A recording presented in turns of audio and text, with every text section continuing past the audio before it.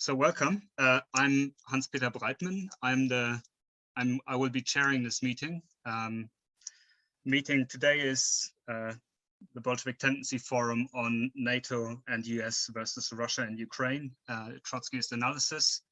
I'm sure everyone will be having their eyes fixed on the TV screens, or have had their eyes fixed on the TV screens the last few days and hours. And the format of this meeting will be that Ellen will speak for about 25 to 30 minutes, and then we have a discussion round. People can ask questions, make contributions, etc. We are recording the meeting, so when you join the discussion round, a few remarks about the feature. We're using the webinar feature, which means that it will look to you when I promote you as a speaker, that the meeting will close down for a second, and then it will open up again. When you speak, would probably be good to identify yourself, but we don't ask you to switch the camera on. That's up to you whether you want to or not. And we'll bring Ellen back into the discussion round probably sometime midway to make sure that we can address the questions. I will be trying to track questions in the chat as well, and for people who don't want to speak on the round, and for those who do want to speak, and I'll explain that shorter to the discussion round again. Please click on the raise hand symbol, which is somewhere at the bottom bar of your screen, pretty much in the middle.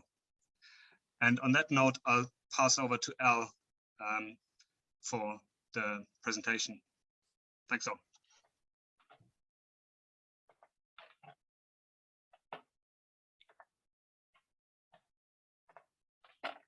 All right, just starting my clock there, give myself an idea. Thank you all for coming to this meeting. Hopefully you'll find the discussion interesting and perhaps even enlightening. So the current conflict between Russia and Ukraine is obviously of major importance, and that's not just for ordinary Ukrainians for whom this is increasingly a humanitarian disaster, but also in terms of international geopolitics, as we move into a period of increased inter-imperialist rivalry in an increasingly multipolar world. So most of the bourgeois media reporting has framed the situation merely on its own terms between the evil, aggressive Russia and the poor, defenseless Ukraine. Unfortunately, this has been mirrored to varying degrees by most of the left. Marxists instead see the necessity of looking at the wider context. So to start with a little bit of recent history. In 2004, the US supported Orange Revolution in Ukraine prevented Viktor Yanukovych, considered overly friendly with Russia, from winning the presidency. In 2010, Yanukovych, a corrupt servant of Ukraine's oligarchs, did manage to get elected president, and for the next several years sought to play Russia and the EU off against each other. In 2013, he rejected the EU's kind offer of a $10 billion loan, conditional, of course, on the implementation of a brutal austerity package. And he opted instead for a $15 billion bailout from Moscow that came with a promise of continuing subsidies for Ukraine's energy purchases. The Brookings Institution, based in Washington, DC, estimated at the time that Russia today supports the Ukrainian economy to the tune of at least $5 billion, perhaps as much as $10 billion each year. As you might expect, the US was not pleased with Yanukovych's decision and invested $5 billion of their own in building a movement to remove him. The core of what came to be known as the Maidan movement, named for Kiev's central square, was composed of far-rightist admirers of Bandera, a Ukrainian nationalist who allied with the Nazis against the Soviets during World War II. It was therefore hardly surprising that the government which came to power in the wake of the successful coup in February 2014 was infested with fascists.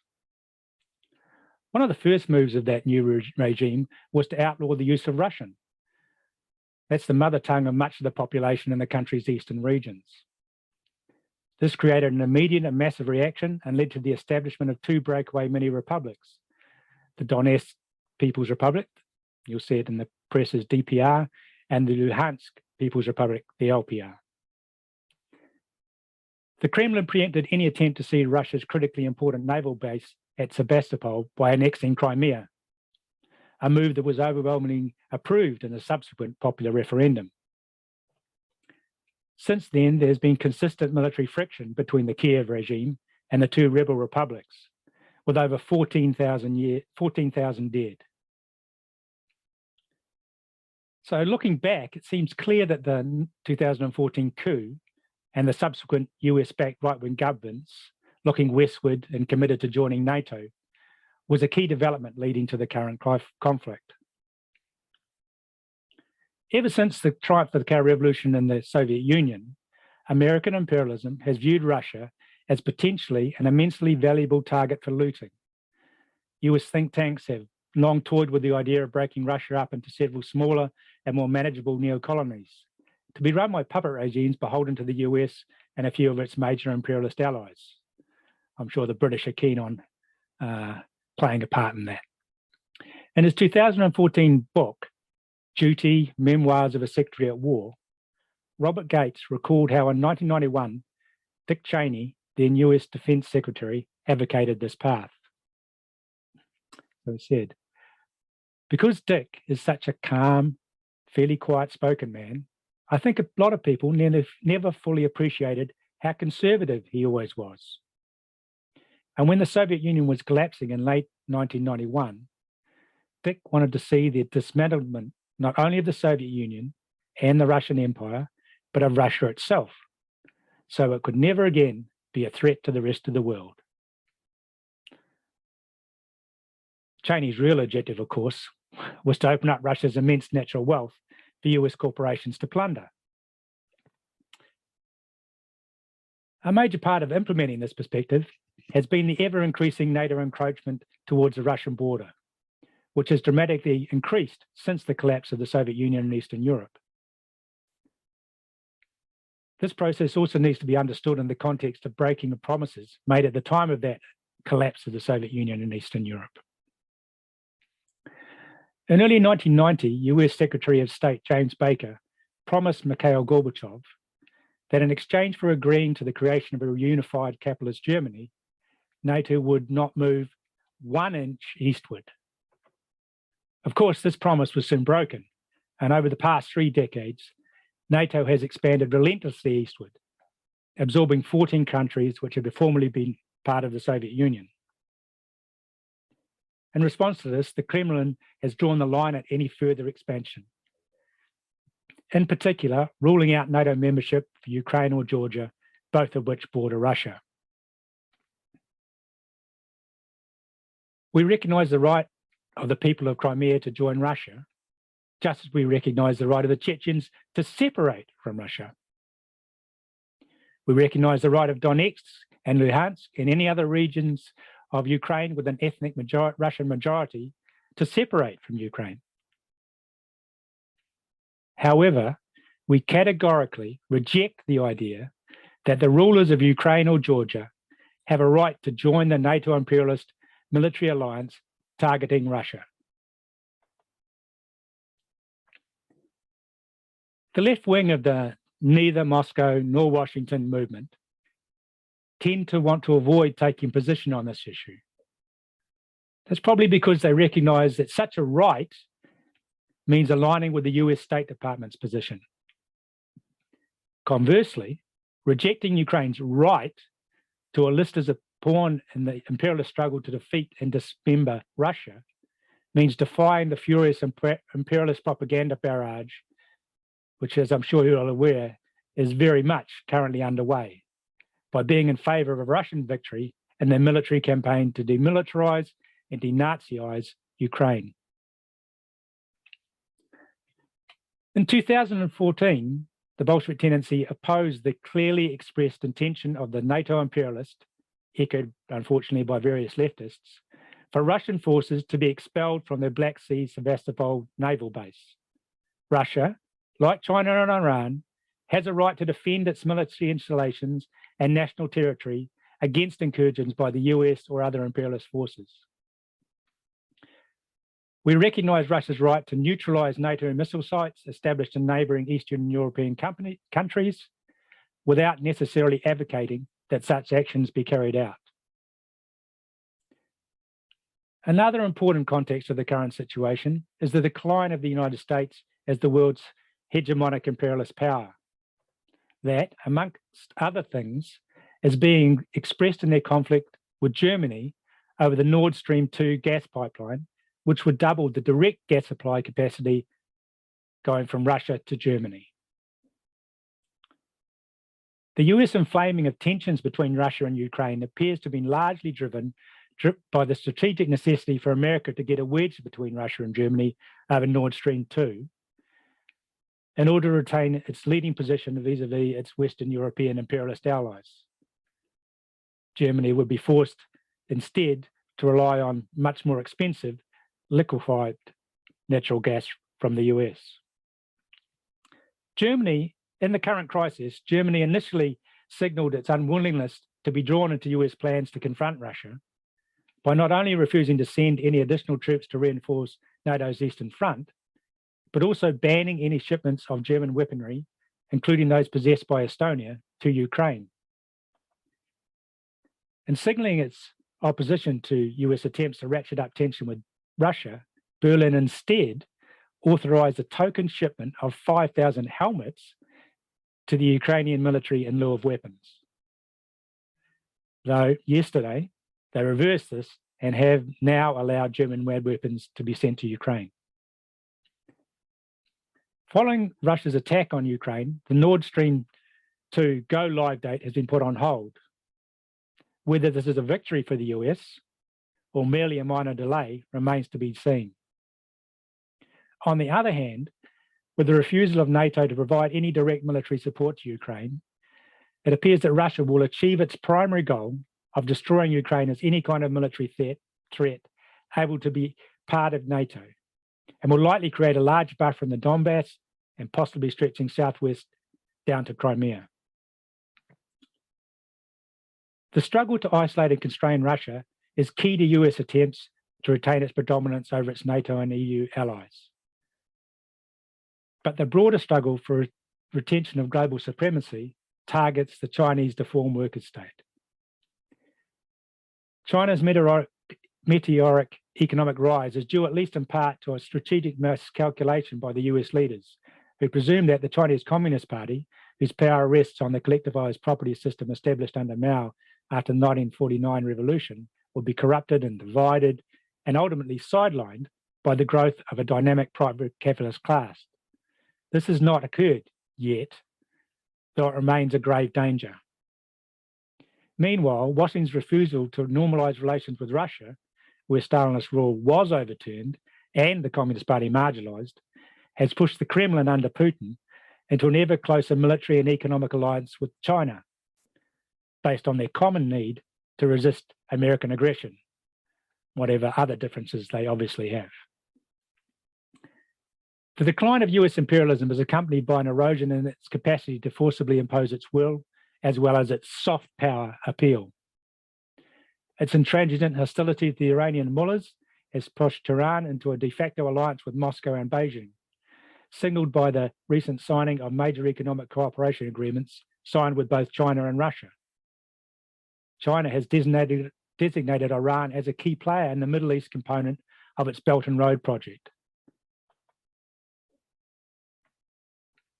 In general, revolutionaries support the struggle of indigenous forces, no matter how reactionary, who attempt to drive out imperialist occupiers, like the remaining US forces in Iraq and Syria.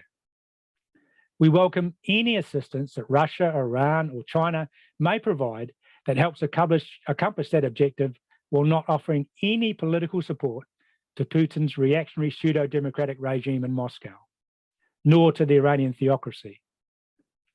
While we defend the Chinese deformed worker state against both foreign imperialist pressure and the indigenous forces of counter-revolution, we advocate workers' political revolution to oust the bureaucratic Chinese Communist Party as the only means to open the road to genuine socialism. So looking at the specific conflict between Ukraine and Russia that erupted in the past week, I think we're in day 4, or was it 5? Our assessment of the 3 main players in this crisis is as follows. There's the imperialist United States leading the NATO imperialist alliance. There's a dependent capitalist country, Russia, quantitatively similar to Brazil or Iran, and the neo-colonial economic basket case, Ukraine, acting as a doormat for US and NATO imperialism. Revolutionaries recognise Russia's right to militarily defend itself, and by extension Crimea and the DPR and LPR, from any intrusion by NATO powers or their Ukrainian puppets, and oppose all US and NATO and EU sanctions, threats and military provocations. We take exactly the same attitude to imperialist bullying of Venezuela, Nicaragua, Iran, and any other dependent capitalist countries. We similarly oppose attempts to forcibly reincorporate the 2 breakaway republics and the Donbass back into the Ukraine.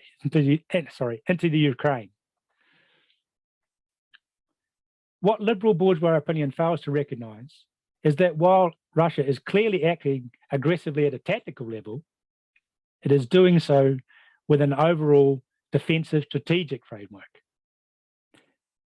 That's against the extension of NATO's right to move up to the Russian border. We consider Russia to be within its rights to take that threat off the agenda and believe that transcends any idea of the untouchable sanctity of Ukrainian sovereignty. Russia's capitalist oligarchs, like Putin, their political frontman, are at best indifferent to the concerns of working people, whether in Russia, Ukraine, or other countries of their near abroad. Putin and his coterie deserve no political support whatsoever from revolutionary socialists. The only progressive road forward for the Russian people is through workers' revolution to overthrow his regime. The same applies to the rulers of Iran, Syria, and other capitalist neocolonies. Yet the implacable hostility with which Marxists regard these regimes does not negate the urgency of defending them from imperialist propagations and aggression. However, at the same time, that does not mean writing a blank check for whatever they may do. The communist attitude to any adjustment of Ukraine's borders is chiefly determined by the will of the peoples involved, as in the case of Crimea. So if, for instance, Russia, in the areas of Ukraine where it does not have the popular support of a clear majority, moves from military actions that are primarily against the infrastructure of the Ukrainian armed forces and the fascist Azov battalions, as appears to be the case so far, to a strategy of attempting to impose a direct long-term occupation, then we would oppose that. The current dangerous international conjuncture is just the latest manifestation of the fundamentally irrational character of global capitalism, a social system that is driven by the imperatives of capital accumulation to constantly engage in dangerous and predatory activity. The great Polish revolutionary Rosa Luxemburg, writing in the midst of the World War I, observed, "Shamed, dishonoured, wading in blood, and dripping in filth, this capitalist society stands, not as we usually see it, playing the roles of peace and righteousness, of order, of philosophy, of ethics, as a roaring beast, as an orgy of anarchy, as pestilential breath, devastating culture and humanity, so it appears in all its hideous nakedness." As true now as it was then. Luxemburg, observing that the triumph of imperialism must ultimately lead to the annihilation of human civilization, asserted that the only historically progressive solution to this problem lay through the victory of socialism, that is, the conscious struggle of the international proletariat against imperialism, against its methods, against war. The crucial task before us is to build a genuinely revolutionary movement internationally committed to rooting itself in the struggles of the proletariat. Such a movement can only be constructed on the basis of a genuine revolutionary internationalist program, based on the historical experience of the victorious Bolshevik Revolution and the struggles of its Trotskyist heirs. As a first approximation, in the present circumstances, it is necessary to be able to distinguish between the rapacious United States and NATO imperialist predators and their intended victims, and favouring the military victory of the latter when they fight back against the former, without in any way offering political support to them. As well as in the imperialist heartlands, doing all we can to oppose and disrupt the actions of our own rulers' war efforts. Unfortunately, today's revolutionaries face a situation far more difficult than that faced by Luxemburg, Lenin and Trotsky and all the other Marxists who retained an internationalist perspective through the dark days of the world's first inter-imperialist bloodbath. While we have the advantage of being able to learn from their experiences and assimilate their teachings, the forces of the organised workers' movement throughout the imperialist heartlands are at a low ebb. Yet, we can take hope from the knowledge that the conditions of life under capitalism inevitably create conditions which can constantly awaken new sections of working people to the realities of class society. Just as the capitalist rulers can never be satisfied and must always seek new fields for plunder, so too the exploited masses are constantly propelled into struggle against the oppressors. Through finding a way to participate in these struggles, the Marxist movement can be redrawn as a current for the proletariat. Because, as Rosa Luxemburg wrote in 1915, we are not lost, and we will be victorious if we have not unlearned how to learn. Thank you. Thank you, Alan. Okay, so we now move to a discussion round. I will ask everyone who would like to speak to click on the little raise hand symbol. Because we've got quite a few people on and we got limited time, I'd ask you to keep your remarks to about 3 minutes. So I will time that, and people who speak longer or who reach that time limit, I'll ask to wind up.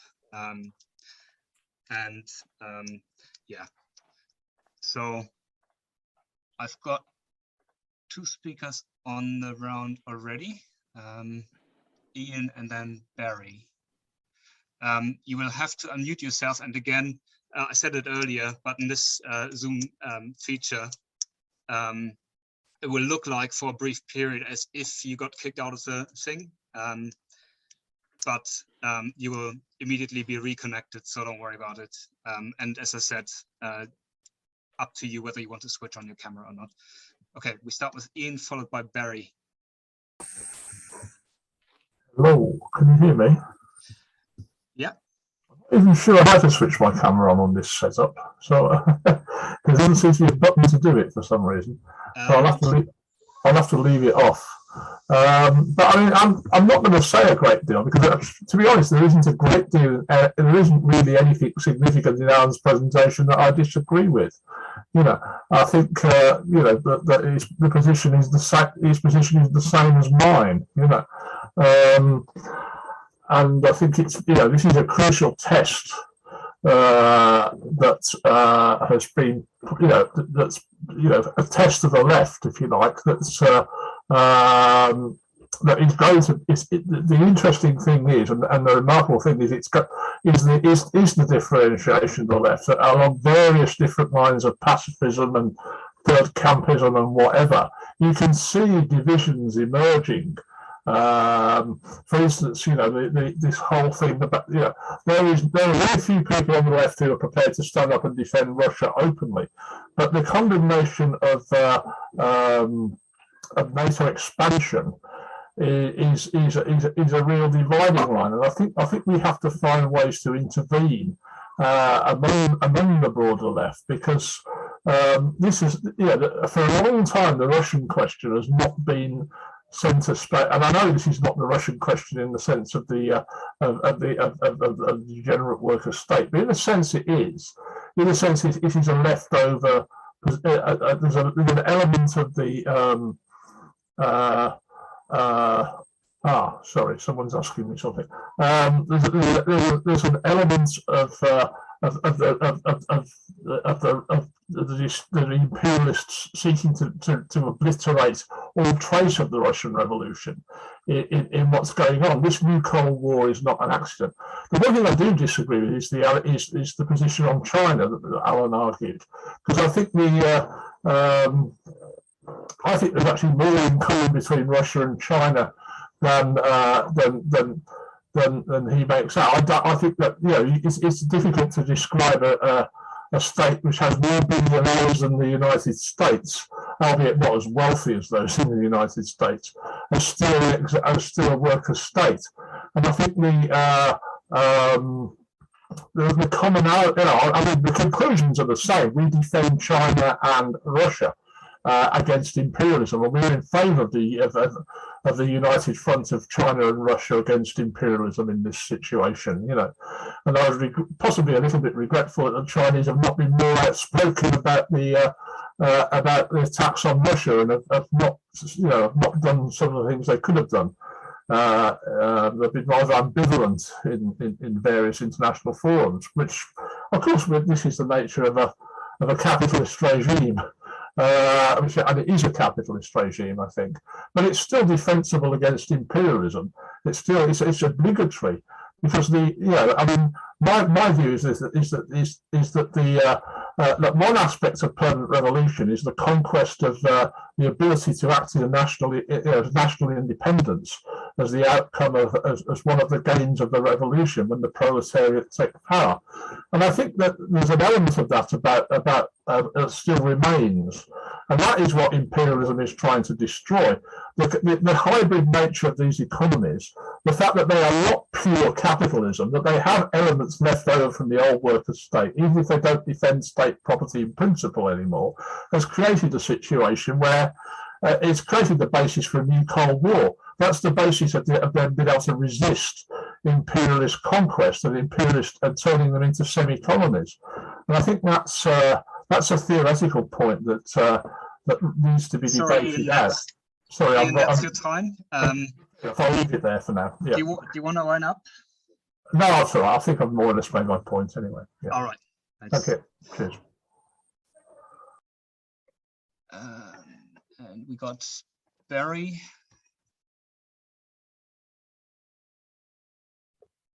Hello. Can you hear me? Yes, loud and clear. Okay. The reason why both the West and Russia want Ukraine is for economic interests. The war isn't about competing personalities who we are meant to regard as good or evil. It is imperialist capitalism in a bloody nutshell. Ukraine has one of the largest reserves of lithium in Europe. She is second globally in gallium extraction, fifth in germanium extraction, sixth for titanium, seventh for iron, and eighth for manganese. Lithium is used in rechargeable batteries, and we are told electric cars are the future. So obviously we're trying to grab that. And Ukraine's richness in rare earth elements are used in smartphones, digital cameras, and computer hard disks. This is why she is the subject of such horrible power wrangling. We have to be very precise that rival economic interests have created the mess.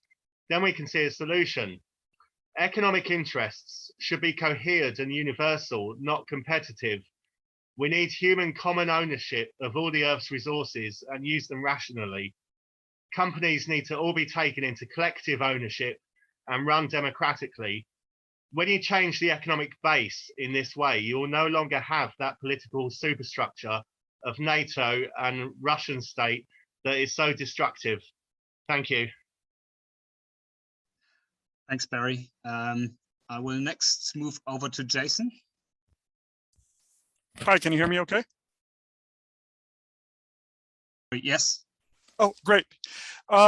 So, just to give a little insight on what things are looking like here in the US right now, where, needless to say, the war drums are beating. In historical perspective, during the Cold War, one of the things the Republicans did, was through the Red Scare orchestrate, a purge of the New Deal wing of the Democratic Party by suggesting that it was riddled with communist infiltrators and former Popular Front members, et cetera.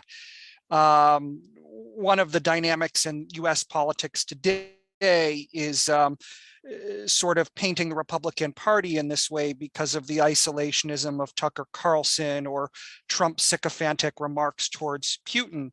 And this is all under cover of trying to get, a hegemonic neoliberal lineup supporting Ukraine against Russia.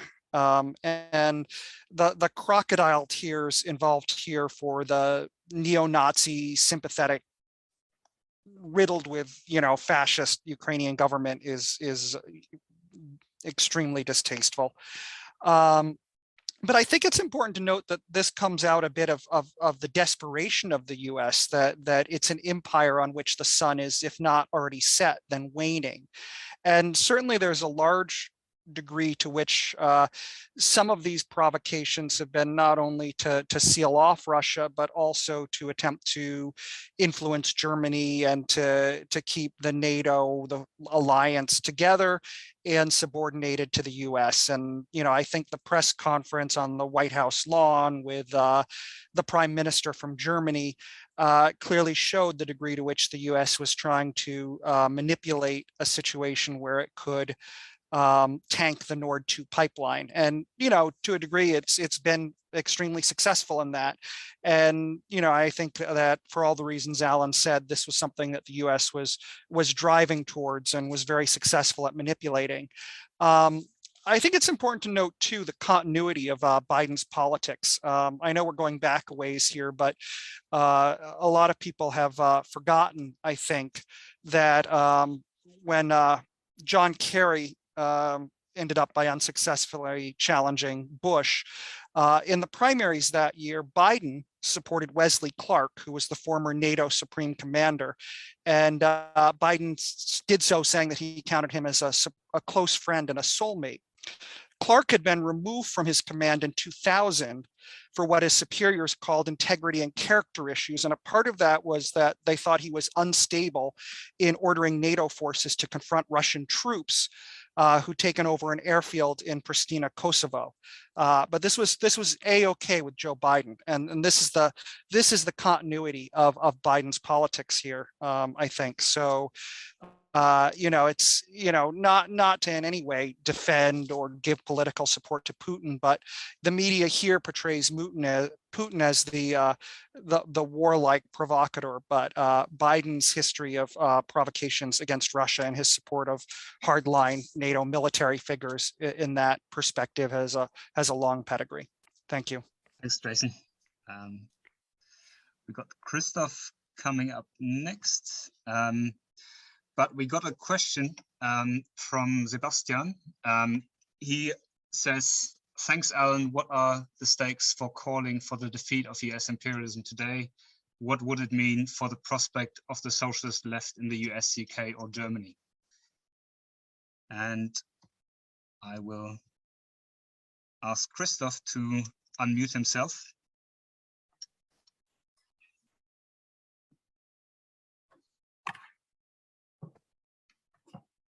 Hi there. Can you hear me? Yeah. Okay. I want to talk just a little bit about the national question, which sort of overlaps with the issue at hand, and also talk a little bit about Crimea, because I think it is very similar what happened in Crimea in 2014 to what happens today in the Donbass region. So not only is, of course, Crimea, the place where we have the Sebastopol Russian Black Sea Fleet station, but we also have 60% of Russian speakers in Crimea. And it was no surprise, I think, that there was strong opposition in Crimea to the results of the Maidan coup, of the new puppet regime in Kiev. So the defense back then was organized by local militias and unmarked Russian troops who crossed into Crimea. However, there was a referendum in March, the 16th of March 2014, in which 95% of the people who voted in this referendum expressed their desire to rejoin Russia. The Tatars, a minority based in Crimea, boycotted that referendum, but still 95% of participants endorsing rejoining Russia is a very clear, popular democratic mandate for that to happen. Of course, this meant nothing to the imperialist Western media, who were outraged about the terrible acts of the Russians. And the UN actually passed a resolution condemning Russia, and sanctions were imposed as a consequence of this democratic action of the people of Crimea. Despite what the Western media wanted us to believe, when the Crimeans themselves were asked a month later in a Gallup poll, the Crimeans actually disagreed with what the Western media presented as their views. 93% of the Russians in Crimea said that the referendum reflected the views of the people. And 68% of those who identified as Ukrainian in Crimea also believed that it was a true reflection of the views of the people. Perhaps most telling was the fact that out of the 18,000 Ukrainian soldiers that were stationed in Crimea at the time, 2/3 decided to stay in Crimea and to become part of Russia. I repeat, 2/3 of the Ukrainian soldiers, supposedly there to defend Ukraine, decided, nah, not going to do that one. We're going to stay and rejoin Russia. I think that tells us something about the popular mandate of rejoining Russia and how people felt about that. And of course, as Leninists, we support the right to self-determination, the right to succeed and set up a separate state, if that is the wish of the majority of the people there. That was true during the Tsarist Empire. I'll wind up. That was true in Crimea, in Catalonia, and again today in the Donbas region. So I think that's why we would side with people in the Donbas today, whether they are Russian forces, local militias, or others, in their struggle to defend their right to self-determination. Thank you. Thanks, Christoph. Next, we got on Icaro, and then no other speakers. So if you want to speak, please raise your hand. Icaro, you need to unmute yourself. Thank you. I'm a member of Revolutionary Regroupment Group in Brazil. And I've been following, as I'm sure everyone has, this situation developing, which is very tense. I'm in general agreement with the BT position on these recent events. Unlike other situations like the coup d'etat that happened here in Brazil in 2016, which BT took a position which, in my opinion, is neutral and in a certain sense capitulated to the coupists. But I'm not going to focus on that. I agree that Russians' position in this scenario is majorly defensive, a defensive one, despite the fact that, of course, its regime has a rapacious position towards especially former USSR countries, but it's mostly a defensive position due to NATO's criminal encirclement of this country, along with other countries of the so-called axis of evil, China, Iran, Venezuela, and so on and so on. Any country that defies any minor aspect of imperialist rule.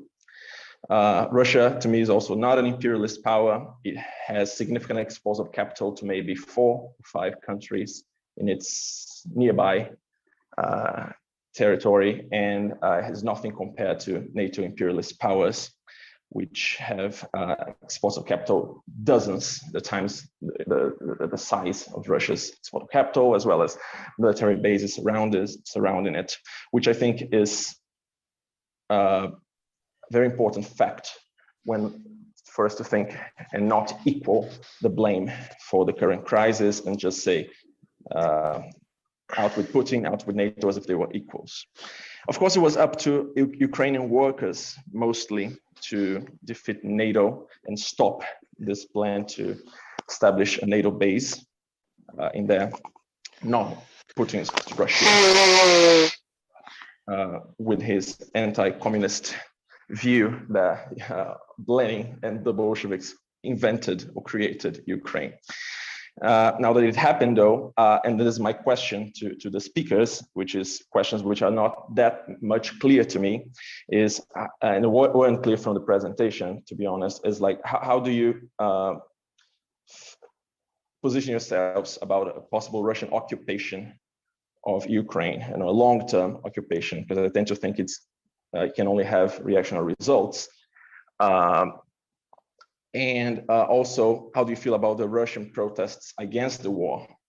Because despite recognizing that it has mostly a defensive character, I think that it's possibly progressive if there are protests which happen independently of NATO and of simply following this line, for Russian workers to be against the war and against the tragedy that it's creating, as long as they know that NATO is the main culprit for what's happening right now. It's valid that just as Ukrainian workers should enjoy the opportunities, including enjoying the opportunity that they are receiving weapons, and right now to turn their weapons against the Zelensky government and its intention to bring Ukraine into NATO, that it would be also interesting for Russian workers to turn their weapons, and workers and soldiers use this opportunity against the Putin regime. And I'd like to hear a clarification from you on your view about that. I'll pose it as a question. Thank you. Okay, next on we got Mike. Well, first we got a question from Murray. He asks, Putin has indicated that his special operation in Ukraine will be terminated if the Zelensky government agrees to demilitarization and neutralization of Ukraine. What is the BT's attitude towards those demands? Would you support the continuation of a Russian occupation until such time as those demands are met? Thank you, Murray. And now we got Michael Gregory, followed by Eric. Can I ask you to unmute yourself, Michael? Okay. Yeah. One thing that got brought up was China and what kind of regime it is.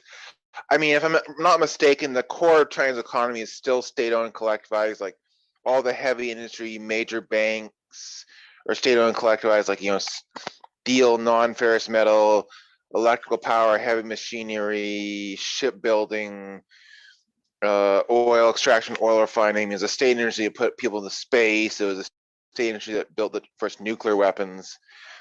And another thing I think I'd say is key is, as far as that is, I mean, the capitalist state, the bourgeois state, was smashed or fell apart, however you want to put it, in 1949. There's been yet to be an actual counter-revolution to smash that state. So I mean, even if they had marker reforms per se, I mean, the worker state never got smashed, so it's fundamentally different from Russia in that sense. In fact, the International Marxist tendency, which is written off as capitalist, actually admit, oh, there's no actual collapse in China. And yeah, they still try to claim it's gone capital, so they sort of don't have to have that Freudian slip. Okay, I think that's all I'm going to say for now. I can't think of anything else. Thanks, Michael. And we now got Eric. Eric, okay, you want to speak, right? I saw you taking down your hands, but if you want to speak, feel free. Are you able to hear me loud and clear? Yeah, perfectly. Yeah, great. So I was in Ukraine last year, just on a random trip across Eastern Europe. I was in Moldova, Ukraine, Slovakia. When I arrived at the Ukrainian border, I was met by 5 to 6 pretty young people, women and men in military uniforms, who were asking me what I was doing. I'm a citizen of a European Union country, but I'm brown in skin complexion. So they asked if I was from Cuba.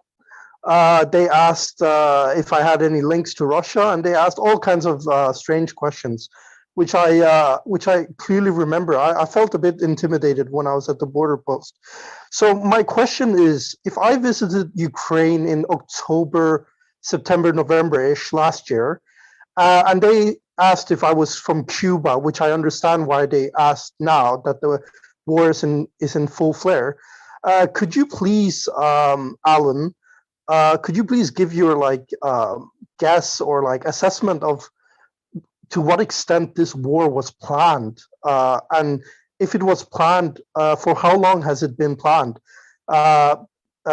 Because I can see now that asking me whether I'm from Cuba in last year in autumn definitely indicates that they must have thought that something is going on or something is going to come. Thank you very much for giving me the opportunity. Thanks. No problem.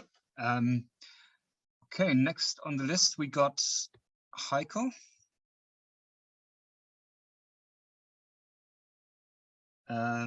Oh, sorry. Heiko, can you unmute yourself? Yes. Hello. Hi, we can hear you. Hello.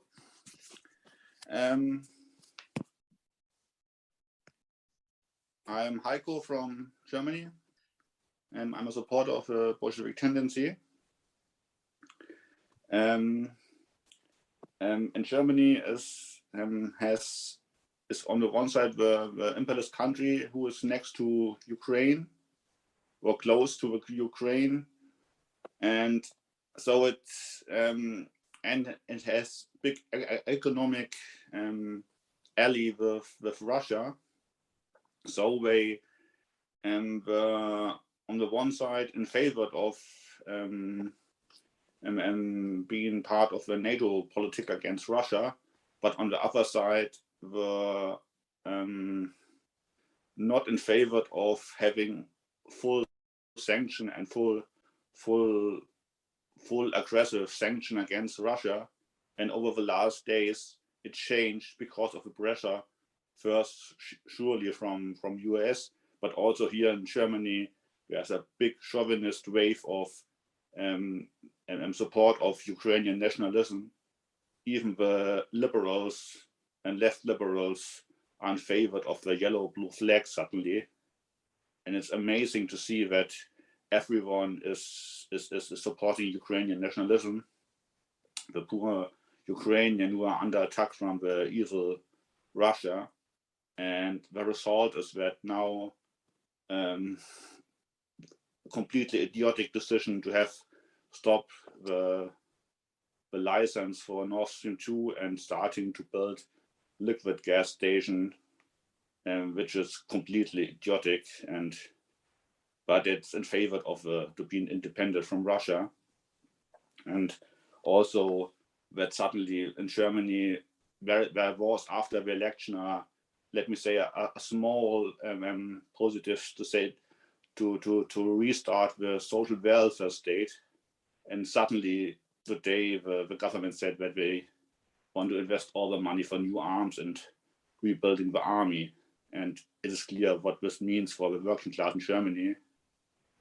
And it is also seen that big part of the reformist left and liberal left are suddenly in the same bed with the German imperialism in these questions, and it's huge, and it is really dangerous to not be in this question or in this war not on the side of Ukrainian, and to make it open here even in Germany, there are smaller and bigger demonstration. Okay, today in Berlin there were over 100,000, but for example in Hamburg it were only some hundreds. And also the organizer were proud to be in contact with the Klitschko brothers, who are still famous in Germany.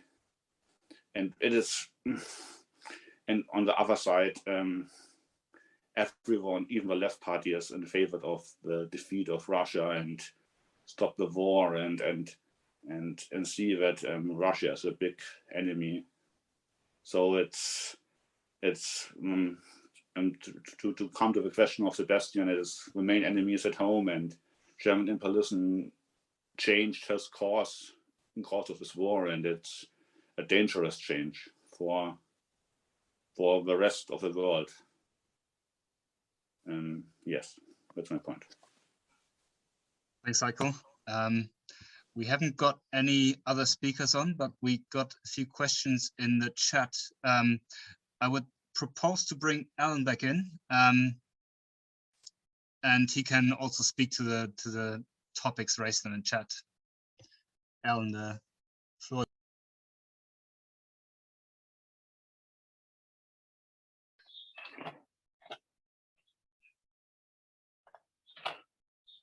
Okay, so dealing with the questions which were raised directly, Sebastian asked, what are the stakes of calling for the defeat of US imperialism today? What would it mean for the prospect of the socialist left in the US, UK, or Germany? I think that initially, if we were able to mobilize significant numbers, or in fact any numbers, there would be political unpopularity for taking a position which is so far out of kilter with the received wisdom of the bourgeois media across its left to right spectrum, pretty much, with only a handful of dissenting voices.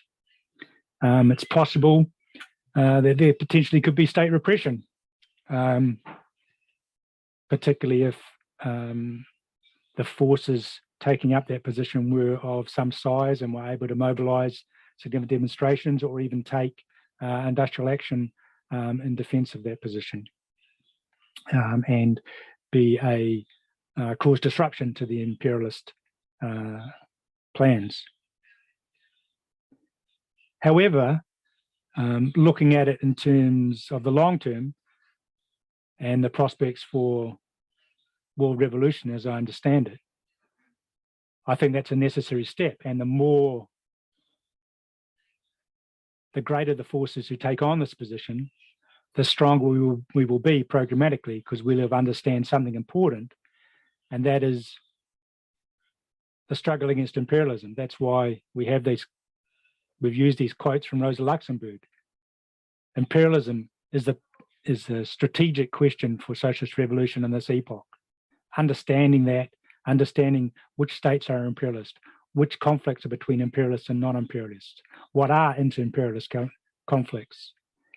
That's essential for building a revolutionary organizations which are capable of making socialist revolution in the future, whatever short-term problems that may cause for us. Then I've got Icario from, his question is, how do we position ourselves towards a long-term occupation?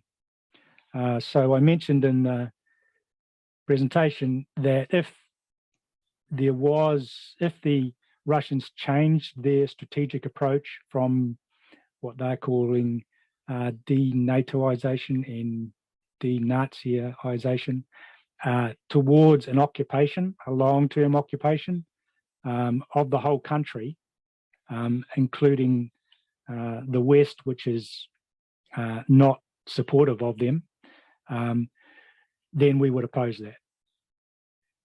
We wouldn't support a long-term of the strategy of Russia turning to one towards long-term occupation, being for what who mentioned it? Oh, Barry mentioned about trying to have Ukraine as a source of raw materials, for instance, that being the reason why they would do so. We would oppose that occupation of the western areas of Ukraine in the long term. The Russian protests against the war is your other question.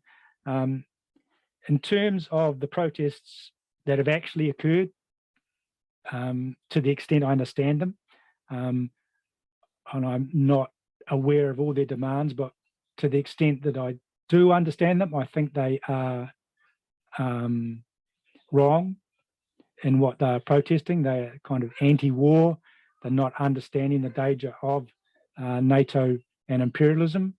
Therefore, I would not support them, which is not to say that I would support all the measures that the Putin regime will take to crack down on them. They would have a democratic right to make their, what I think are wrong arguments and wrong protests, and I wouldn't be for cracking down on them. But I don't support them, as I understand it, which isn't to say that a protest movement with a better understanding could arise. But as I understand it, the protests so far are not of that kind. Then Murray had a question. Putin has indicated he will terminate the military actions if Ukraine agreed to demilitarize and neutralize, and then making Ukraine neutral. And that appears, the latest news which has come through in the last hour or so is that there are going to be talks occurring on the Russian border, and presumably Russia will be putting forward that as what they consider necessary, and we'll see what the Ukrainians say in response. But Murray asked, what is the Bolshevik tendencies attitude towards those demands? Well, that is demands we would support. If the Ukraine was to go back to its pre-2014 status of being largely demilitarized and certainly not looking to be part of the NATO imperialist alliance, effectively neutral, perhaps playing a balancing act like Yanukovych did between the EU and Russia, that would be much better, even some kind of buffer between NATO and Russia. Now, the last question was, do we support the continuation of Russian occupation until such time as those demands are met? Well, there can't be a continuation of a Russian occupation because they haven't occupied as such yet. Primarily, they have been attacking military encampments and military forces. They have attempted to move into a couple of cities and towns, but that doesn't seem to be their major perspective. They don't seem interested in the hand-to-hand fighting and that's going to be involved in that. It doesn't look like an occupation. But if the talks break down and the Ukrainians say, no, we are not prepared to demilitarize and we are not prepared to say that we will be neutral and we want to be part of NATO, then I think that the Russians will have no choice but to continue militarily to defeat that regime and hope to see it replaced by one which is more conducive to what I think is the sensible solution for Ukraine and its peoples. Alan, do you want to, should we? I've got one more just quickly on Eric. Okay. That's 7 minutes. Eric asked, to what extent was the war planned and for how long was that planning? I think it's pretty clear that the war was planned, not least because it's probably related to the $600 billion war chest that Russia has put aside to cope with sanctions. That's mostly in euros and gold, very little in US dollars. I think it's only 15 or 16%.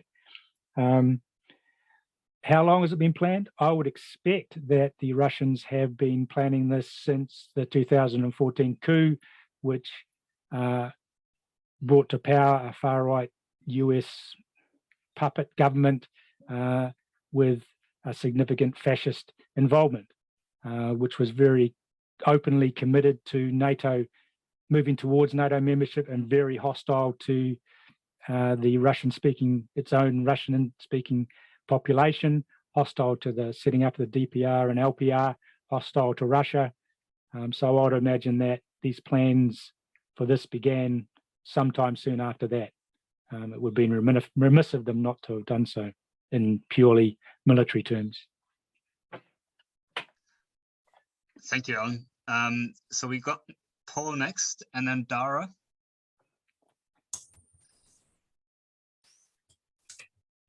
Can you guys hear me? Yep, excellent. clear.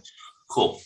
First of all, I want to thank Alan for his presentation. I think it was a very good summary of the situation. But one of the, I think one point to emphasize perhaps, or just to underline, just to demonstrate how little clothes the emperor is wearing is if we see how we came to this point in Ukraine. I mean, the Americans made no secret of their desires in the Ukraine. In fact, during the Maidan coup, there was a conversation leaked to the media, of the Undersecretary of State Newland and the Ambassador Piat at the time, basically debating who should be in the government of Ukraine. So it's not like, okay, we want democracy versus the kleptocracy in Russia. Like, it's a question of like, who do we want in power, right? So, and of course, the person that they chose on the phone call, Arseny Yatsenyuk, was in fact the prime minister shortly after the Maidan coup. So, I mean, there's no illusion about, how this situation came about. One of the first acts of that government was to suppress the minority language law in Ukraine, which was obviously a provocation against the not just the ethnic Russians in the East, but the Hungarians in the West. But moreover, they integrated, fairly, not just explicitly, quite overtly fascistic groups like the Azov Brigade into the National Guard. So, and in fact, these are the shock troops which have been carrying out much of the, destruction and death in the two breakaway republics. I mean, it's it's amazing to hear in the Western corporate media the outrage at the death and destruction of the Russian intervention, but something like 80% of the fatalities in this war in the Eastern breakaway republics have been the people living in these breakaway republics. I mean, so of course, we know that imperialist outrage is selective at best. I mean, you'd only need to mention the barbaric bombing in South Yemen, the wholesale destruction of countries like Iraq, Libya, and Syria, the support of unsavory characters like the Al-Qaeda, militias in Syria to demonstrate, the battle here is, for whether or not US imperialism succeeds. And the more successes they have, the more dangerous the world becomes. I mean, this is the primary issue. Like, I mean, that any working class militant needs to understand. It's not about, the corruption of the Putin regime or the, even the authoritarian nature of it. I mean, that's not in dispute. It's the question of A, the right of the ethnic Russians to defend themselves, B, whether we want to give NATO a victory, which will only lead to more Libyas, more Syrias, more destruction. And, quite frankly, they're doing this, with a nuclear power like Russia, right? Which, as Alan suggested in his quote by Rosa Luxemburg, possibly, we face barbarism that has been unimagined up to this point. So, I mean, it's, so I think there's no question that leftists should support this military operation in, to at least break the will of NATO in the Ukraine. I think it's shameful if any leftists, and that unfortunately would include former comrades in the International Bolshevik Tendency who call for withdrawal of Russian troops from the Ukraine. So, thanks, Paul. That's yeah. Sorry, that's, so that's I'll wrap up on that point. Thank you.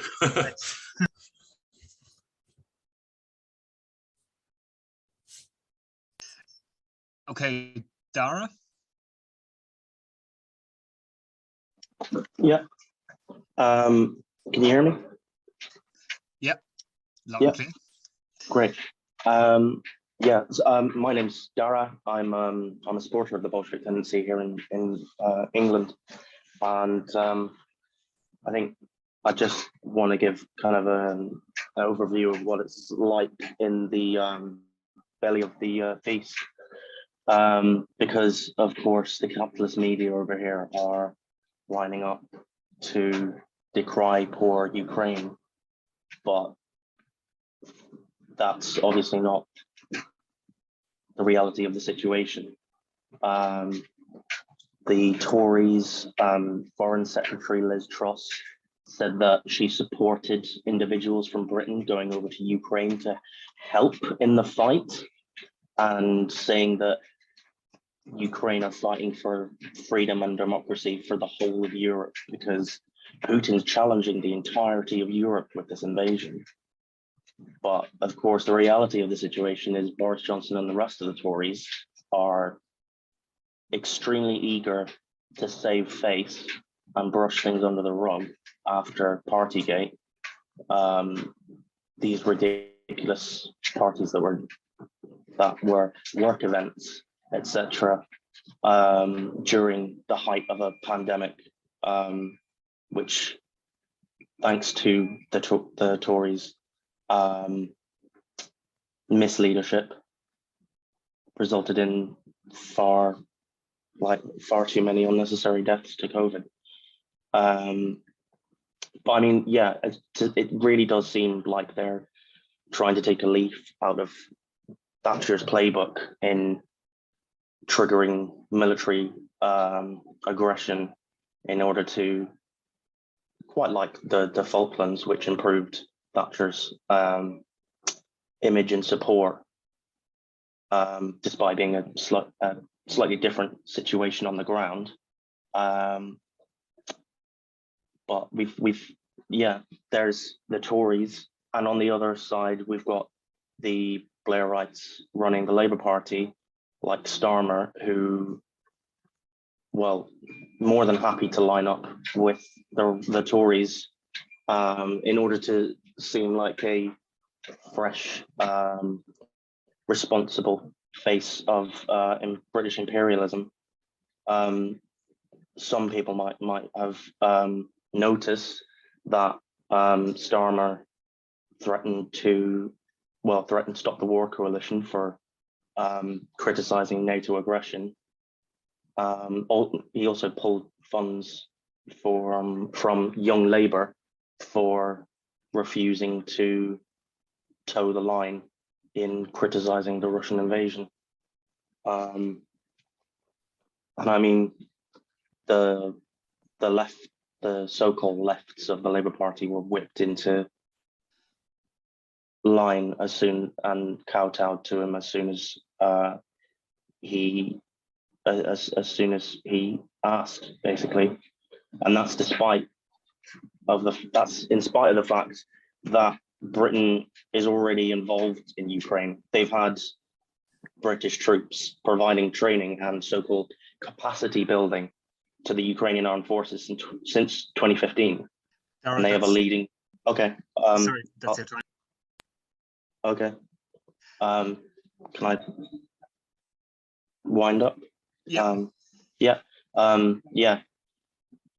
I'll just finish with this example where Ukraine's National Guard released photos of a meeting last year with UK military officials to increase training of its forces, including the 1,000-strong neo-Nazi battalion under its rule, I think is, which made the MOD look bad, and they said they were misquoted. That's me. Thanks. Thanks. We got Andreas next, and then Roxy has indicated to speak. She will be using my computer, but now Andreas. Yes, hello. Can you hear me? Yeah. All right, great. I'm Andreas. I'm based in Vienna, Austria. And I have 2 points or questions regarding the actual term imperialism and its historic origin, or basically the way how, or what Lenin and other Marxists of the time made of the term imperialism. And the first thing I want to address is that I think for Marxists at that time, especially Lenin, imperialism was not, how to say that, it was not just a matter, well, or I could say that it was not just a matter of state policy regarding different territories. Imperialism definitely meant more than that and had a different meaning in the sense that it also pointed to new conditions of possibility, necessity and desirability for freedom in the capitalist contradiction that Marxists used to address. So my question regarding this is, what does imperialism actually entail for you or for the Bolshevik tendency, if it's more than actual just a matter of state policy regarding territories? And the second question is, in what way does the BT's support for the military actions of Russia at the moment naturalize nation states as existing political factors? Because this is also something I think that would have not been the case for the time of the Second International or even the early Third International and the time of the split, that it was not at all naturalized that positions of support would happen for individual nation states, but for an internationally organized working class. And if something like that is missing today, what does that mean for a position Marxists could take? Thanks. Thank you, Andreas. I will take Roxy. She'll be using my seat, so I will start a timer now. And yeah, go. Hi, thank you. Yeah, my name's Roxanne. I'm a supporter of the Bolshevik tendency. Yeah, I'm just using Harper's mic here. I just wanted to talk a little bit about the nationalism and some of the fascist forces. Paul actually touched on this as well. I think it's partly important to go back to 1991 a little bit with this. As I'm sure all comrades are aware, the Soviet Union obviously collapsed in 91 after the capitalist counter-revolution. But it's sort of from there that a lot of the nationalisms arose. And obviously we had Stalinist, great Russian nationalism before that, which has kind of evolved into a current really right-wing version of nationalism, adopting a kind of glorification of Tsarism and you know, combined with Christian orthodoxy and so on. And then on the other hand, you have namely the Ukrainian nationalism, who, you know, and the Azov battalion, as I think Alan mentioned, like you can trace it directly back to Bandera and the Nazis. And it's these fascist troops who could be relied upon best for carrying out the Maidan 2014 coup. And I mean, there's been a lot in the news recently. I mean, Dara mentioned the British troops, but the Canadian armed forces have effectively been providing military training for these fascists as part of the Ukrainian National Guard, and working alongside them and trying to hush it up, but actually being fully aware of the makeup of these troops. And of course, in 2014, it was these same fascist forces that were responsible for the murder of dozens of pro-Russians in Odessa, just as one example of sort of particularly awful crimes. And so, yeah, and I think Paul mentioned it too, like if you were to just listen to the mainstream media, you'd believe that these Russia's actions are just totally unprovoked.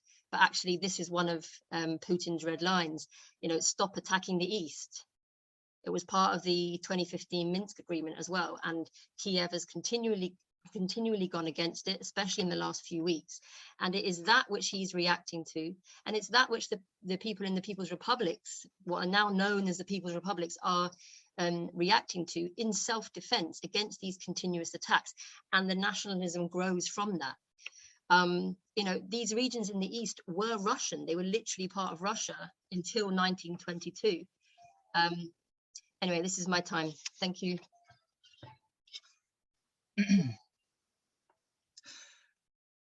So we haven't got any other speakers. Kathy's just raised her hand. I will call on Kathy.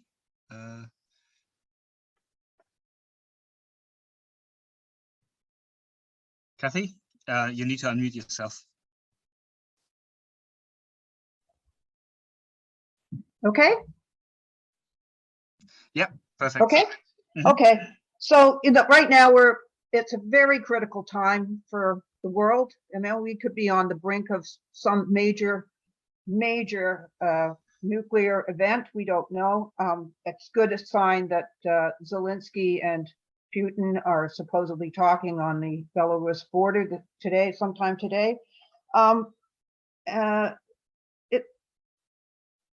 Very, very alarming. The Western media has had a continuing barrage of anti-Russia, anti-Putin garbage that's been spewing forth for weeks now. And the critical question we think right now to ask in the current crisis is, does Ukraine have the right to join NATO? And if your answer is yes to this question, then you are opposed to the actions that Russia and Putin have taken. If you answer no, then, as Alan outlined, you support Russia's aims. We say no. Ukraine's right to join NATO is subordinate to Russia's right to self-defense. Most groups on the left, including those who claim the Trotskyist tradition, have a position of not one way or another of neither Washington nor Moscow, creating an equivalency between the American imperialist hegemon and capitalist Russia, and are calling for Russian troops out of Ukraine. Our former comrades in the IBT which we anticipated they would have partaken today, given that this question was what split our group apart, our former comrades in the IBT have framed their recent Ukraine statement in such a way as to tilt it in a more anti-NATO posture than simply the pox on both your houses position, the crude position. But nonetheless, based on their mistaken position that Russia is an imperialist power, they state in their most recent article on Ukraine, in any direct military confrontation between NATO forces and Russia, revolutionaries take a position of principled and clear opposition to both sides. We call for the defeat of all the imperialist powers. We see the US NATO's war drive against Russia as not only a direct threat to Russia, but also to its ultimate target, the Chinese deformed worker state. We side with Russia in its attempts to resist the relentless provocations of imperialism and its NATO allies.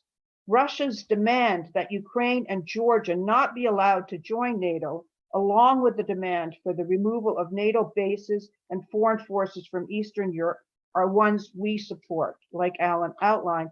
Thus far, Putin's attempts at negotiating have been summarily ignored, leading us to where we are today. It has been announced, like I said, that there's going to be talks, and we look forward to that.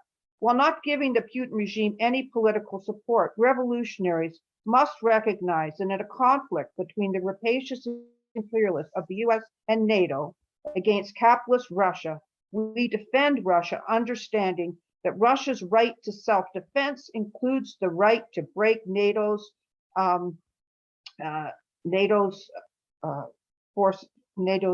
establishment, just as we defended its reclaiming of the Crimea in 2014 in the wake of the US fascist-backed Maidan coup. Russia's current conflict. Sorry, Kathy, that's your time. Okay.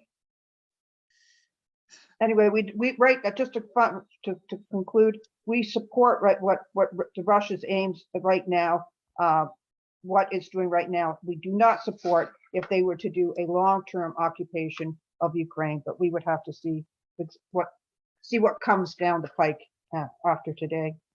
That's it. Thanks, Kathy. We haven't got any other speakers, but I would like to speak myself. Let me quickly set the timer.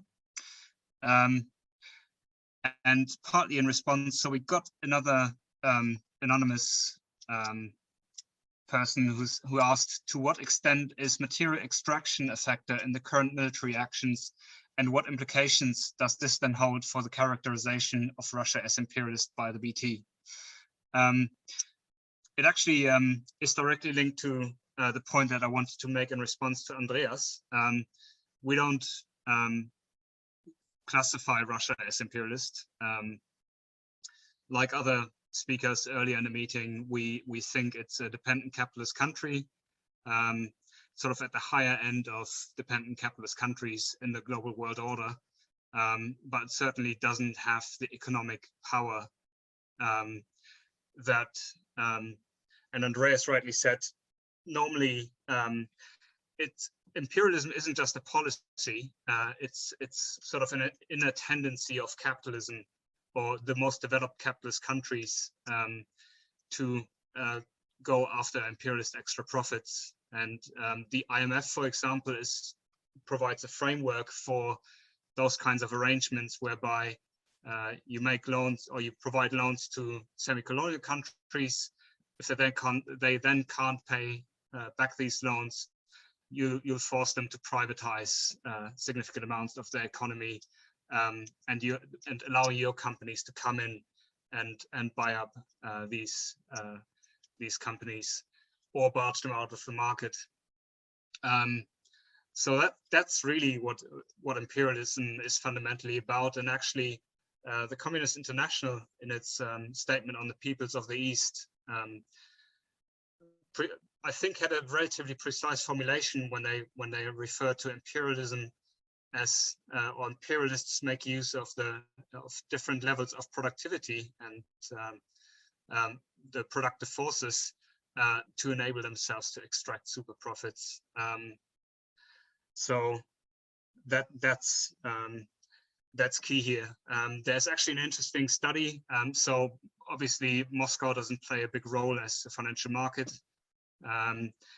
What happened after the capitalist counter-revolution in 1991 in Russia was that after the first 10 years of Yeltsin, Putin came in and shored up and prevented the Russian market from being sort of bought up and chewed up by European investors, mostly by establishing tariffs and so on. And that obviously is not in the interest of the capitalist class in primarily Europe, but obviously also the US. They just want to have the ability to just swallow up these markets freely. And they have significant, that is my time. I will finish up on that note. But yeah, that we have some further, some documents, particularly about our split with our former core thinkers on our website called Is Russia Imperialist?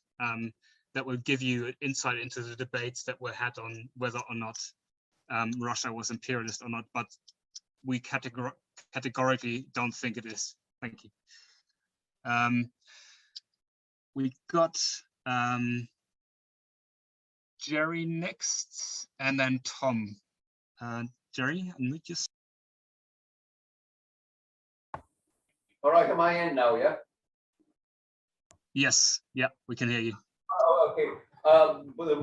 What I want to say is that this war has produced a huge differentiation within the left.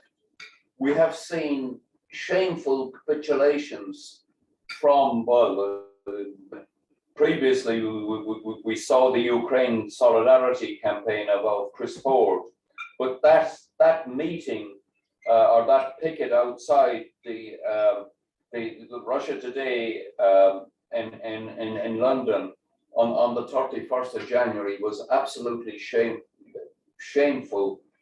Fred LaPlatte spoke there from the anti-capitalist resistance, as well as the USEC people. Pete Furman spoke there from the and also a load of other people spoke there. There was absolutely the National Union of Mine Workers, for instance, was there, and they were all punting for NATO, basically. In these circumstances, you have to give some kind of critical support, I would say, to the Stop the War. Of course, the Stop the War is only a half it doesn't seek the defeat of NATO, and it neither Washington nor Moscow. But we'd be grateful for even people of that level. But I think, and also what else we've seen is the communist parties have capitulated. Even the KKE of Greece, that the very left Communist Party of Greece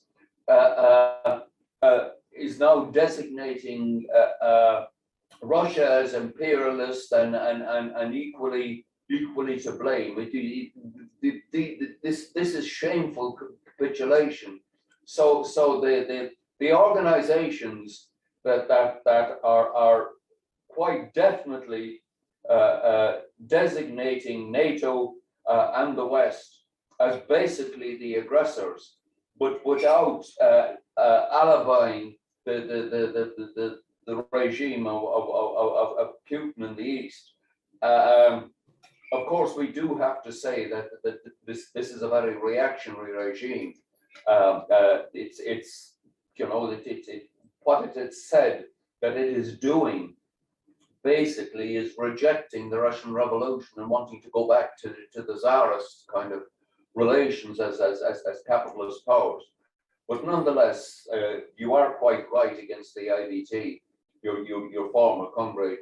You cannot say that Russia or indeed China are imperialist powers. I mean, we say that China is a capitalist power, but not an imperialist power. Sorry, Jerry, that's your time. All right, okay. I hope you all agreed with everything I said. Not quite. I'll pass on to Tom. Yes. Am I audible? Yes, perfect. Good. One thing which hasn't been said is that I'm with the BT, of course, is that we've got a major statement on this issue that's just been posted to our website. I don't think anyone announced that. It covers much the same ground as Alan did in his talk. It goes into it, other aspects of it, and it includes links to documentation. So I would strongly recommend that people have a look at that. Jerry was, I think, just kidding about that we agree on everything, because obviously we don't, particularly on China, as we made clear. I think that the critical issue here, and several people have spoken to it, but I think that if you want to think about this and to be clear on it, the question to ask is, does Ukraine have a right to join NATO? And the answer to that question, as Alan outlined, gives you different positions on this conflict. Our position is no, it does not have a right. In theory, Ukraine has a right to do whatever it wants, but sometimes your right to do one thing comes into collision with somebody else's right, and we regard Russia's right to be free from military encroachment and threats and attack from NATO to be more important than Ukraine's right to join NATO. Murray posed a question of occupation, and I think that that's how we would look at the question of occupation of territories in Ukraine, particularly because we know that Ukrainian territory do not all have a homogeneous view of Russia. We're talking mostly about those territories where the Russians are very unpopular and the civilians would want them out. We're not in favor of any sort of long-term occupation of that, as Alan pointed out. Murray says, well, how long should the occupation be? Should it be until denatification, denazification has occurred? And I think that's just a tactical question. Zelensky's going to have a negotiation with Putin, their representatives today. I think nothing much is going to come of it, but eventually there will be some political resolution of this if there isn't a catastrophic escalation. I think that we can note the Russians have been trying to keep the military intervention relatively restrained and to avoid as much as they can civilian deaths, because they're not looking for long-term inflamed relations, and they're also not looking to occupy. So they don't need to intimidate the population as the US wanted to in Iraq and in Afghanistan, et cetera. I think the problem is going to be if today Zelensky meets Putin's representatives and he agrees to that Ukraine will renounce NATO and that they will have all the NATO facilities. NATO's had a bunch of training grounds which are going to be turned into military bases. You know, I mean, there's a continuum underway already of integration of Ukraine into NATO. If Zelensky agrees to reverse all of that, what's going to happen? What's going to happen probably is the Azov battalion and all the reliable units of the Ukrainian army are going to get together and come and get rid of Zelensky. Zelensky's not able to deliver on that promise.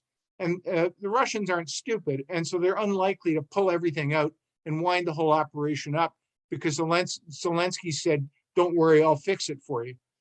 They will want to ensure that major steps are achieved in terms of achieving their objectives. One of which is to smash up the Azov battalion pretty badly, something that we're not particularly upset about, as these guys are in fact Nazis.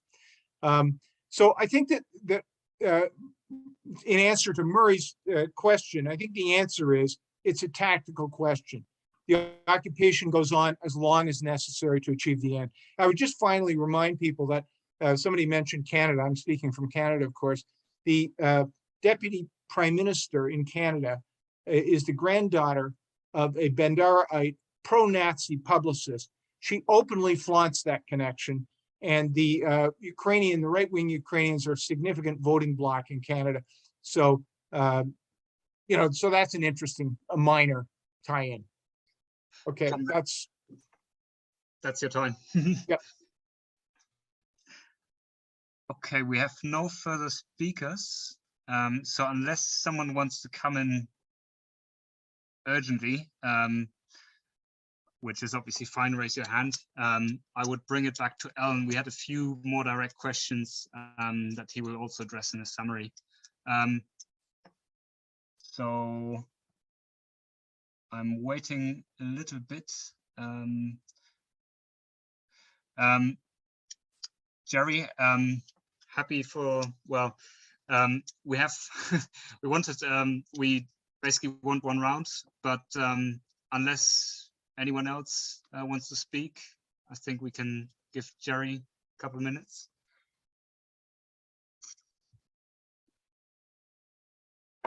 It's not Jerry, it's a friend I have here, Gareth. Gareth wants to speak. Hi. Okay. Can you hear me? Yep. We've just been watching a very interesting video by an international analyst named, a strategic analyst named John Mearsheimer. He's a completely orthodox American imperialist. But what's interesting about his presentation is that as long ago as 2015, he predicts exactly the situation that we are in. He rejects the way that the current American security establishment is wrapping itself in liberal and idealistic concepts about such things as Ukraine has a right to join NATO. There is a clear argument or precedent against that, which was the formal demilitarization of Austria at the end of Second World War and beginning of the Cold War. So there are precedents for working out a solution that Russia would find acceptable, and I think that that's probably going to be their strategic goal. I also think that what they want to do is remind the US that they have real power and need to be listened to instead of being ignored like pestering children. The interesting thing about Mearsheimer is that we are getting exactly the opposite message from the current press and Western security establishment. Putin is mad. He's trying to reconstruct a greater Russia. All of this emotional stuff that pays no attention whatsoever to Russia's legitimate security concerns. And so I just wanted to mention that. I think it's a useful resource, and it's a valuable counterpoint to what we're getting from the Western media at the moment, demonstrating that this was already a current of thought in their own bosom years ago and continue today. And Mearsheimer's analysis is quite prescient. The other thing he mentions is that if Russia can't control Ukraine, then it's going to want to wreck it. Okay. Now I'm less committed to that idea, but I think it's probably valid that they would prefer that Ukraine was of no use to anybody than that it became a part of NATO. And one last point I was going to make, which is kind of escaping me now. I forget. Never mind. Anyway, thank you. That's all I wanted to say. Thanks, Garrett. Okay, any other new speakers who haven't spoken on the round? I see none. I'll bring it back to Alan for summary, and we already 1 hour 40 in the meeting anyway, so but we can play it by ear a bit. Anyway, back to Alan for summary. Okay, that's good. Got a number of good questions there. Yeah, the Mearsheimer, I just recently run across one of his videos on YouTube, and I've shared it on Facebook. He does have a very good grasp of the situation, albeit from a bourgeois point of view, but the facts are fairly clear. I don't know if people are aware, but about in the last hour or so, Putin has put the Russian nuclear forces on high alert. Hopefully that's just a bargaining chip in the negotiations with the Ukrainian regime, but it's certainly if things were to go pear-shaped in this, the forces on the two big sides, NATO and Russia, do have the capacity to cause horrific damage in a nuclear war. The anonymous question on material extraction being a factor, I don't think that it is. There's no indication in any of the material which I've seen, any of the analysis which I've seen, and I've spent quite a bit of time trying to research that in the coming period, as has my comrades, both in preparation for this talk and in preparation and research for our article, that this is a consideration on either side. If it is, everyone's keeping it extremely, extremely quiet. So I don't think it is a factor. What this is about NATO's, and particularly the United States, desire to weaken and dismember Russia. And that's what their material extraction is about. They want access to the material wealth in Russia. Sebastian asked, is US imperialism really an obstacle to the reconstitution of revolutionary Marxism, or do we lack imperialism as the highest stage of capitalism? Would reconstitution of class struggle in the US also contribute to imperialism? I don't think the mere existence of US imperialism is an obstacle to the reconstitution of revolutionary Marxism, apart from perhaps that its apparent hegemonic strength is a factor which leads people to feel demoralized and unable to fight. Though I think that the processes which various people have referred to, and I did in my presentation about the waning of their power, might see that changing in the next period. that as we move to more of a multipolar world, the idea that there is no alternative might start to fracture a bit. So I don't really see as an obstacle to the reconstitution of revolutionary Marxism. I didn't quite understand the second question. It seems that you're asking, does imperialism as the higher stage of capitalism, as understood by Lenin 100 plus years ago, still exist today?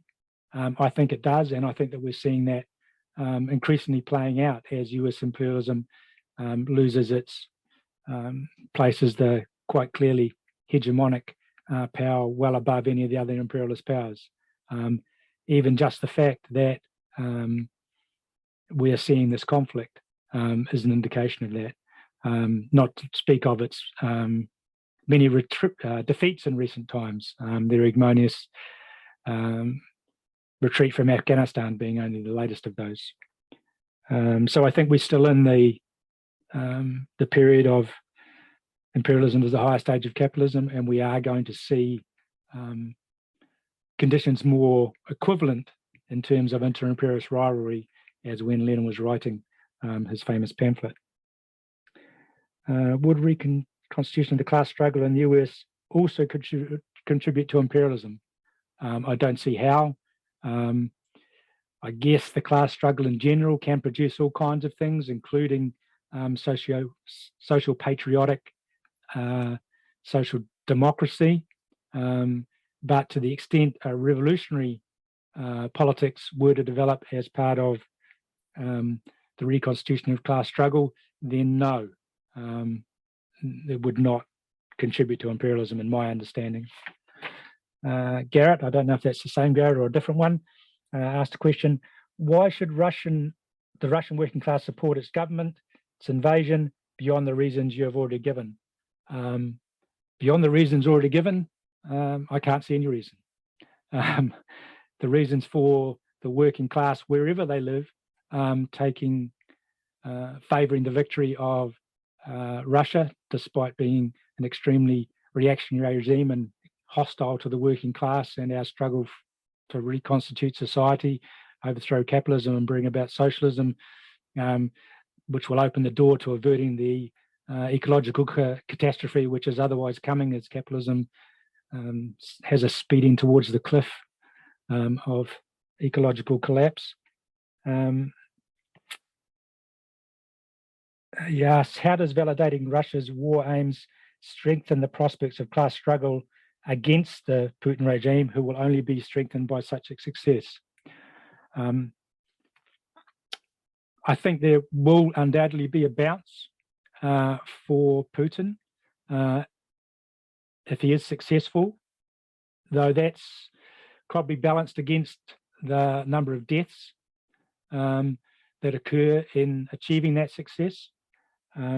It will be balanced against the extent to which he moves in the direction of occupation as opposed to demilitarization, of moving to generalized attacks against the particularly the Western civilian population that would undermine that and would strengthen the prospects of class struggle.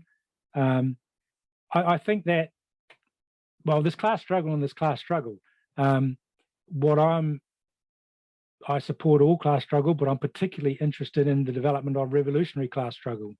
And I don't see how it's possible to develop a revolutionary class struggle current within the wider militant workers movement without understanding the nature of imperialism and the role it plays in the world, without understanding the need to oppose imperialism, without understanding the need to favour the victory of non-imperialist regimes, no matter how reactionary they are when they come into conflict with imperialism and fight imperialism, which would weaken imperialism if they win. And that's a reality. A Russian win here will weaken imperialism. Will not. If somehow the Ukraine was to win and to become a member of NATO and to have US bases all over the Ukraine, that would embolden imperialism, not only against Russia and its dismemberment, which is the primary target, but also internationally. it would embolden them to take other actions all over the world. So what if I have no crystal ball, and I don't know what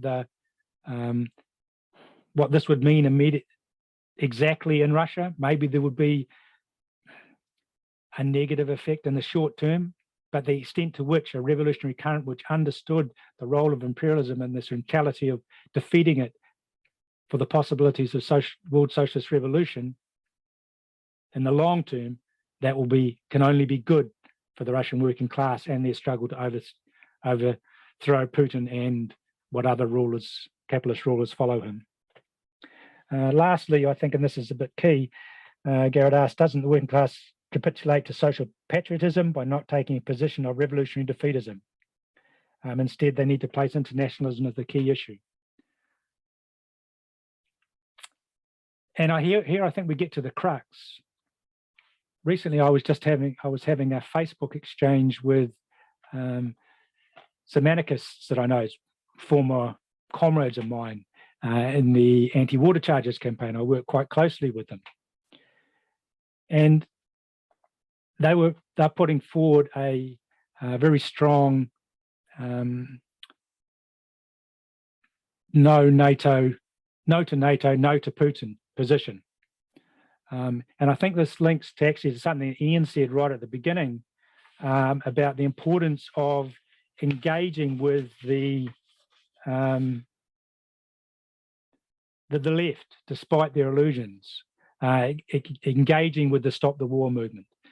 And I think that's very important. I think Jerry is mistaken that it's possible to give critical support to the Stop the War movement as it exists, because on the key issue, they are taking the side of the pro-NATO. They're taking the pro-NATO side. So in this discussion, I said, well, with my anarchist friends in Ireland, I said, well, what's your position? That's all very well, and that's great. I think you're wrong because of that this is imperialist versus non-imperialist, but maybe you think that Russia's imperialist too. But this is about NATO. This is about the expansion of the NATO imperialist alliance. That's what this war is about. And there is a military conflict. NATO's not involved in it. To a certain extent, they set Ukraine up to poke the Russian bear, and now they've left them out to dry. But the conflict which is going on now is between a virulently pro-NATO Ukrainian regime and Russia, who are against NATO and its expansion. That's the actual real concrete conflict taking place. Do we have a side? Do we care? So I asked them, are you neutral in that conflict between the pro-NATO and the anti-NATO, given that you've said you're against NATO? And so the answer was, attempting to get around saying, I'm in favor of NATO because I'm for the defeat of Russia in the Ukraine, which is the Sanskrit comrades' position.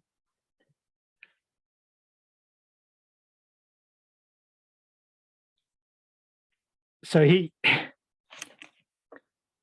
said, well, what I hope is that the Ukrainian people defeat Russia and then go on to overthrow their pro-NATO leaders. And it's interesting because it goes back to Garrett's question about what would happen if, in fact, the Ukrainian regime won. There would be a huge boost in popularity for that regime and its far-right government and fascist supporters who have managed to somehow defeat Russian imperialism. They would be hugely popular. They'd save the Ukrainian people. And what would happen? We all know what would happen if somehow Ukraine managed to defeat Russia and send them out of the country, or at least restrict them to the boundaries of the existing DPR and LPR, NATO would have bases all over the Ukraine. And so I think that trying to have, and he had no answer for that. He said, you know my position. And you say, okay. And he is a proper anti-imperialist. He does want to defeat NATO, but he doesn't want to deal with the reality that the conflict is what the conflict is. The victory for Ukraine is a victory for NATO expansion. A victory for Russia is a defeat of NATO expansion. So to the Stop the War movement, the Bolshevik Tendency British comrades are going to test this out on Wednesday when they attend a public meeting in London called by Stop the War Coalition. How can you engage those within the Stop the War movement who have the balls to at least say, down with NATO provocations? A lot of them are going to capitulate, and they'll start downplaying that.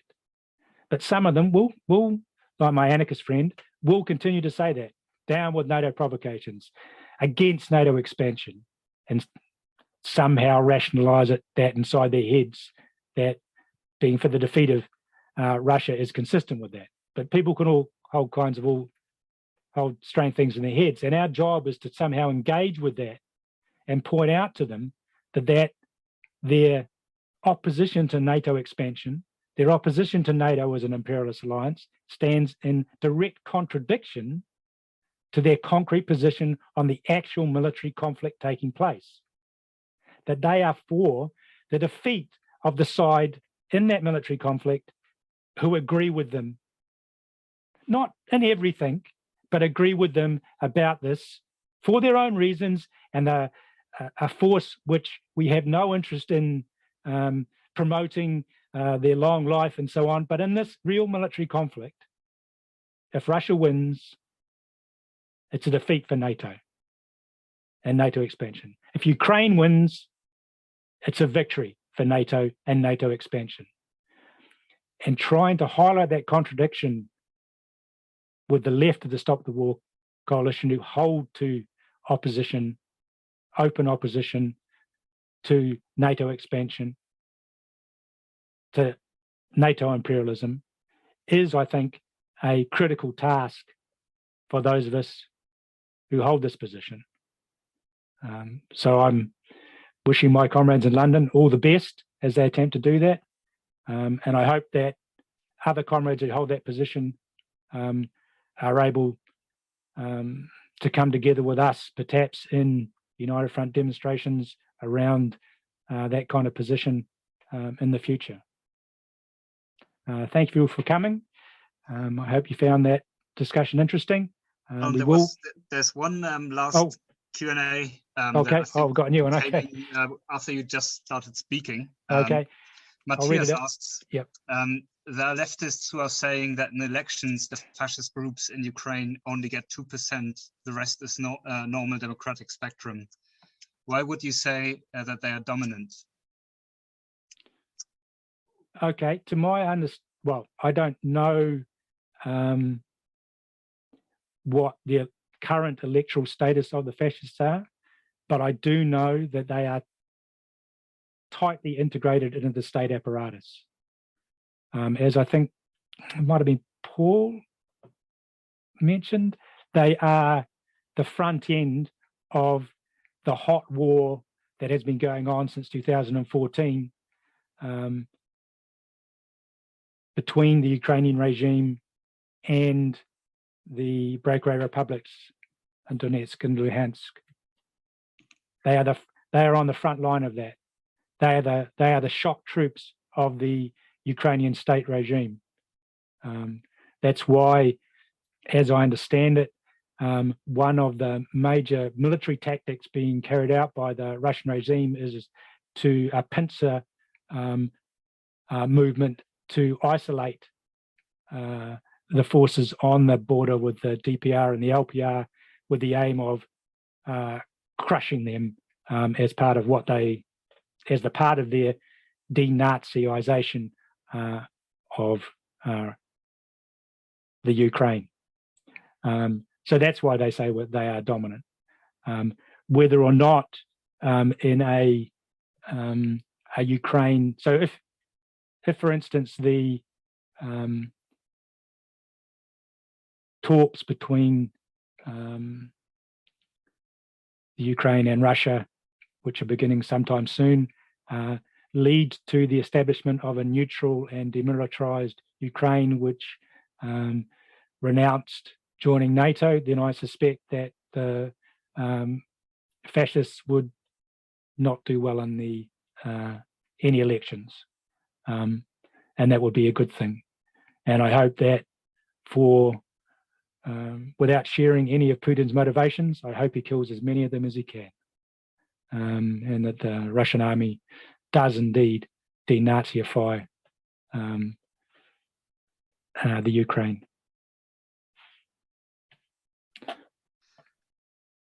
So just to say that we are recording this, although most people did not put their video on, we only release this as audio. So sometime in the next few days, this whole discussion, we don't just limit it to the presentations, but we think the discussion is just as important as the presentation. And I think that has been the case today. I think the discussion has been quite good. A number of very interesting and important questions have been raised, not just by people who agree with the Bolshevik tendency position, but those who had varying degrees of difference with it. I think that Ian's comment that this is a major question of demarcation in the reconstitution of revolutionary Marxism in the workers' movement. So thank you all for participating, and I hope that those who didn't participate found the discussion interesting. Thank you all. And good night. We'll post the audio later on and we'll reach out to you with it. Okay, I will end the meeting. Thanks all for attending. Bye.